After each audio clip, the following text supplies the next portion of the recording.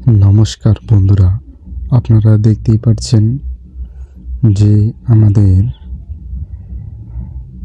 এটি হলো ধান গাছ আমরা রোপণ করেছি।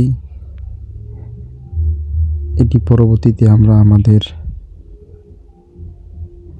রোয়া বাড়িতে লাগাবো।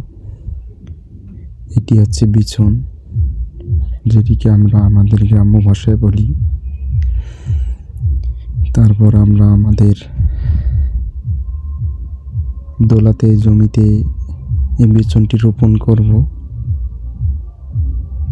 রোপণ করার পর এটি আস্তে আস্তেই বড় হবে।